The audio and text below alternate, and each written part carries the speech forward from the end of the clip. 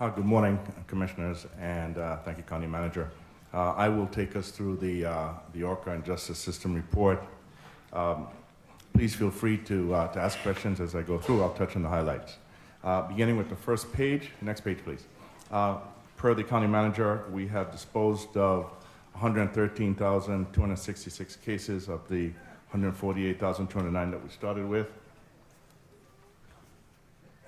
And we have remaining 34,943 to go over the next 12 months or so. We disposed of 1,500 in August. That's up from 1,147 in July. As you can see, we made progress across all of the various agencies. The next slide gives you an update on progress for the month and project to date. We continue to fall a bit short of the straight line forecast for each one of the agencies, but we are in fact making progress in terms of the absolutes. As you can see, a bit of a shortfall in the Solicitor General's area and Magistrate Court. The Solicitor General's area will in fact see a significant bump in September as we had some systems issues that resulted in some of the dispositions not being able to go through the system. Program to date, we are still 35,000 to the good in terms of the actual forecast, but we have got some work to do based on the current pace. If you look at the next page, it talks to the hiring progress. We had 9 new hires across the system, across ORCA. In the month of August, we had 3 individuals who left, so a net of 6. And so we continue to make progress, I think, in keeping the individuals in the particular departments that we need to move the program forward. The next slide, the next section, talks to, one more please. This is our cumulative case reduction slide. The County Manager here again alluded to a couple of the areas where we made some progress. We had a decline in the average length of stay from 71 days in the baseline, 61 days today versus that baseline. We had an increase and stayed, I'd say, almost relatively flat in terms of the individuals indicted without charges. Positive movement in both the clearance rate for felony criminal cases and the cases disposed within 180 days. Next slide, please. This gives a brief look at the number of detainees in the Fulton County Jail by judge. No real measurable change in terms of the relative numbers and relative rankings. But this is just for informational purposes. The next slide shows the same information for the state court. I will note that the public defender and solicitor have launched a program to use ankle monitors where appropriate, so we expect and hope for a reduction in terms of the number of detainees who are eligible in the state court area. Next slide, please. One more. This gives you a sense of the jail population. As you can see, this chart was dated and ended on the 27th of August. We in fact have some good news in terms of the trend, bending the curve a little bit as it pertains to the number of individuals in jail. I received this information yesterday. The public defender, the DA, the sheriff, and the courts have been working diligently. I've in fact reduced the jail population by 220 individuals, or 6%, over the last 2 weeks. Yesterday, our jail population stood at 3,439, and the public defender indicated to me that some 54 individuals were released yesterday. So the numbers are moving in the right direction. The curve is bending a bit. We're not where we need to be, but the trend is positive, and certainly appreciate the efforts of the various agencies to move these numbers in the right direction. Next slide, please. One more. Thank you. This shows the what we call facility utilization of the various facilities that are used to house individuals in the Fulton County jail system. No real takeaways here, except that, as you can see, ACDC and Cobb show the greatest availability of beds, but for a number of reasons which the Sheriff's Department can talk to, those are not filled to the capacity that we'd like. That having been said, Here again, no real movement in terms of the distribution of those individuals across the various facilities that house Fulton County detainees. The next slide shows the number of individuals in the jail who are unindicted, and we did do an analysis of those individuals in terms of how long they have been in the Fulton County Jail. Of the individuals in the jail as of this time, when we made this count, 688 of the individuals were there for less than 90 days. 521 of those individuals were there for over 90 days, and 60 or more were in the jail for more than a year. So that gives you a sense for the length of stay broken down, the number of unindicteds broken down by their length of stay. The next slide talks to some of what I'd call the bottoms-up initiatives to make progress on the population. The ones that have had the biggest impact were the C3 attorneys and increased use of virtual capabilities. We hope to see more of the civil cases moved to state court, which will allow the Superior Court to focus on criminal cases. And my expectation, and I believe that the Superior Court has advised me that we expect to have some positive movement in terms of the establishment of a competency court, which is particularly important given the number of individuals that we have in our jail who require some form of mental health treatment. The next slide just talks to where we continue to focus and prioritize. Obviously, continuing to resolve the ORCA cases as we move forward. We are working, as you just saw from the previous slide, on a multi-agency jail reduction plan that just touches on some of the ones that we launched a couple of months ago. Clearly a big focus on preventing post-ORCA backlog. That's going to be addressed, obviously, as we move up the volume of jury trials as we move forward. And then we have 12 months as to think about the ORCA wind down. What does that look like in terms of focusing on the areas where we can advance the disposition of the cases, as well as looking at the spend and making sure that we, in fact, we will not exceed the amount of money that we receive from the federal government to address the backlog. Happy to answer any questions if you have any. Thank you, Mr. Adams. Vice Chair Ellis, followed by Commissioner Hall, followed by Commissioner Barrett. Vice Chair Ellis, you have the floor. Thanks, Mr. Adams, for the report. I think a couple of things that sort of clearly jump out. Pace continues to be slow. No real measurable change in many categories. And I think that's something that, you know, we've continued to hear month after month after month.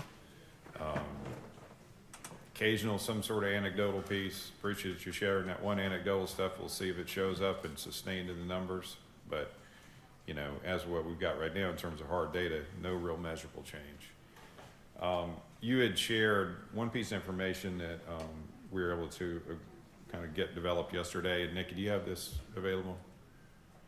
I don't want to put this slide up here, and I've got copies of this, so I'll pass out to everybody. And this is the aging of the unindicted jail population. And we've been talking about this unindicted issue, and you know, I think some sort of mysterious little bit, for these folks who were just sort of running up against the 90-day mark, you know, what did it really look like, right? And I think this provides a lot more detail, and quite honestly is even more disturbing to me than where I even thought we were. You know, sort of as I understand it, you know, kind of the judicial standard is that you need to be indicted within 90 days if you're held, loosely speaking, right? Right. What is that, Commissioner Arrington? Are you entitled to a bond? You're entitled to a bond after 90 days if you're not indicted. So we have 521 folks, or inmates right now, that have been in there over 90 days that are unindicted. And we've got, you know, 60 of them over a year. I mean, if that's not pretty disturbing data, I really don't know what is. So I think this is a good data. This is some better data for us to kind of look at and monitor, you know, every time we do these reports to see if there is material change or not. So I think it would be good if you, since we've got this, we can include this in our reports going forward to kind of show, are we seeing progress in this particular piece? And then hopefully if we do, then that will begin to see some manifestation and change in the jail population itself. Yeah, I think we are all, you know, heard from a lot of folks from a lot of different, you know, probably points of view in terms of where they come from and frame of reference today. But I think collectively everybody's pissed at the quality, the level of results or lack thereof that we've seen from, you know, kind of the judicial process. I mean, we committed through this Project Orca significant funding, resources, and administrative support. I mean, you've dedicated yourself to this, Mr. Adams, in terms of trying to come up with ideas, resourcing, planning, et cetera, to try to drive these numbers down, to seek to avoid just exactly what we are facing today. And that in particular should be a high level point of frustration for all of us. We designed this to prevent what we're seeing today. But yet we heard over the past year, no measurable progress. Hopefully that changes. Hopefully today is the watermark for that change. And hopefully we begin to see it. 349 people in jail over 2 years, 843 over 1 year. We do have an overcrowding problem. But we've got an overcrowding problem that can be addressed through an effective justice system and processing of these cases. So I'm glad we set this up. I'm not happy necessarily, I'm certainly not happy where our results are. But I'm hoping this is all finally getting the level of attention it deserves, it has merited for some long time, and that we're going to see some material results going forward after that. The other thing I want you to, maybe if you can go back to the jail slide that has sort of where we're at by facility. I don't know if you had numbers on that or not, but just, it's slide number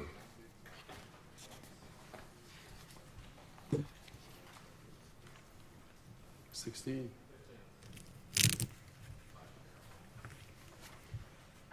15 and 16. 15 and 16. Can you go to that slide, Nikki?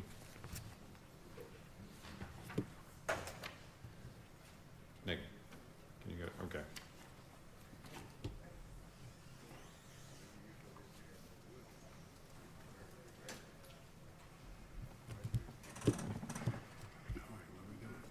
Keep going. All right, that slide right there. I mean, we don't have individual numbers in those two different barcodes, but you know, this is the other thing, right?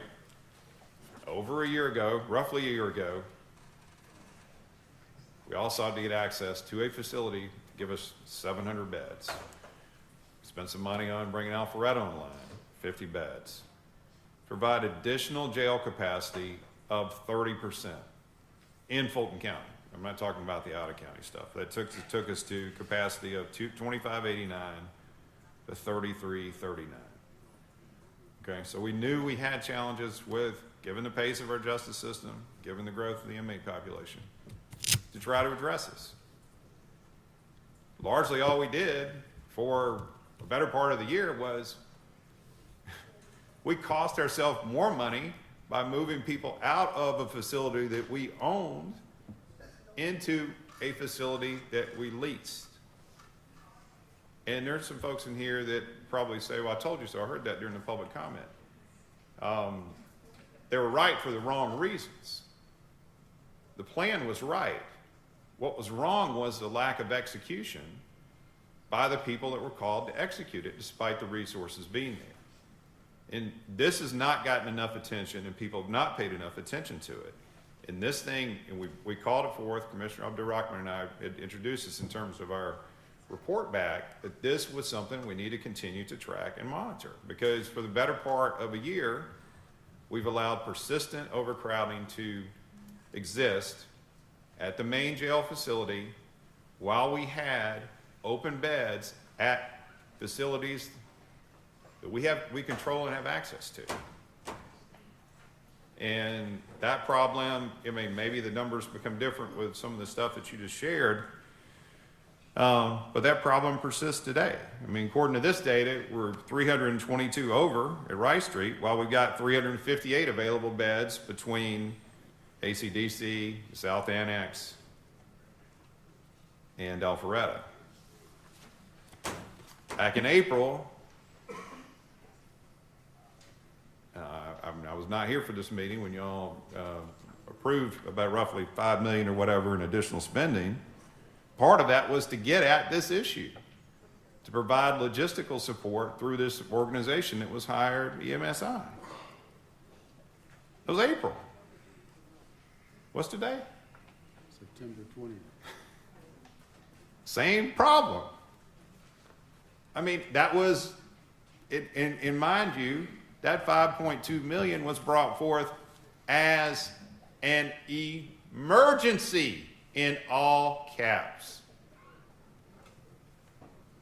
And then the emergency discussion we will have in just a little bit, despite the fact that we hadn't figured out a way to move people to these things, will be about now we need to move them, consider funding and moving them to some other facility that we don't manage, and entertaining more expenditures.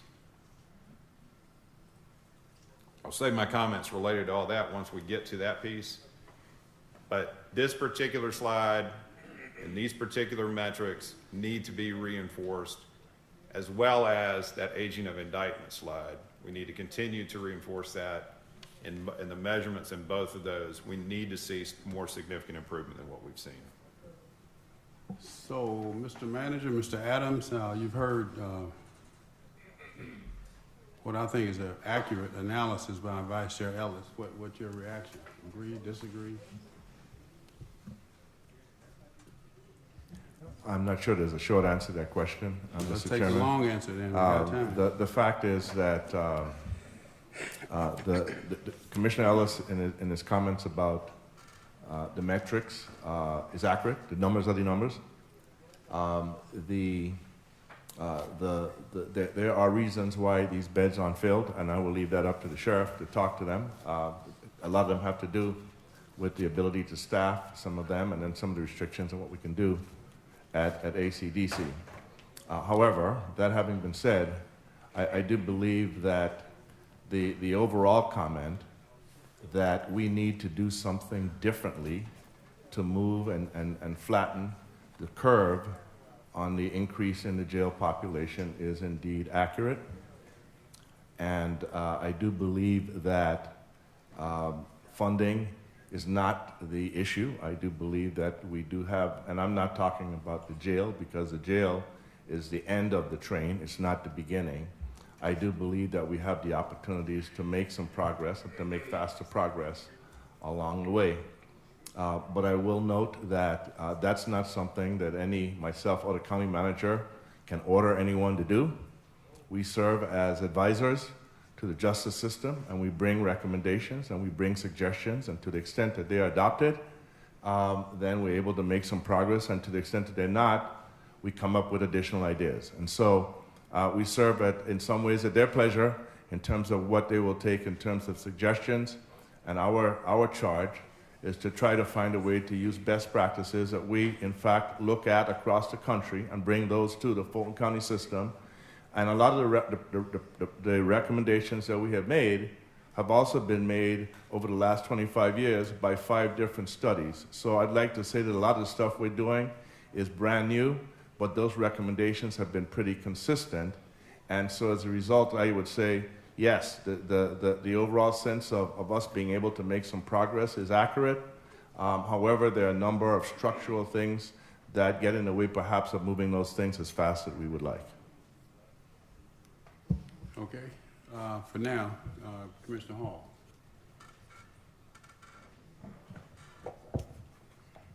Thank you, Mr. Chair.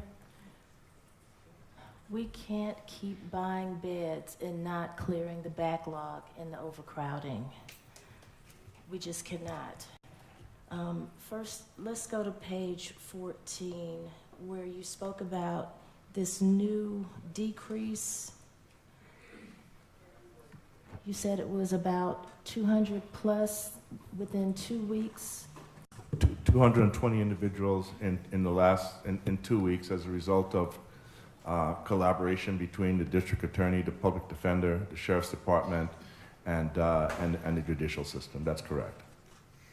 And so what changed to cause this 2-week decrease that was not working before? Was it just the collaboration of these 4 offices? The public defender here, he can probably talk more specifically to that, but what I've been told, it's just been a very focused effort to identify individuals who could be granted bond, who could be granted bail, and the public defender and the DA in particular are working with the sheriff and his recommendations from his team to identify individuals who would be available for bond or bail using electronic monitoring, and perhaps a relook and a more detailed look at those individuals. Well, that leads me to my next question. How many of these unindicted are nonviolent and just cannot afford to be out on bond? I don't know specifically. I can find that information for you, Commissioner Hall, and come back and send it to you. I will say that, if you look at the violent felons in our jail, it's somewhere around 60 to 65%. It's gone up dramatically as some of the individuals with lower charges have been put on bond or bail. So, but I don't know the specific question in terms of what percentage of those are unindicted. Well, Okay. the answer to that question, though, is very relevant. We need Yes, that it is. information. Definitely. So how soon do you think you could have that information about how many of these unindicted cases are nonviolent and just cannot afford to be out on bond? Within a couple of days. Okay, great. Thank you. And you said funding is not the issue. So if funding is not the issue, then what is the issue?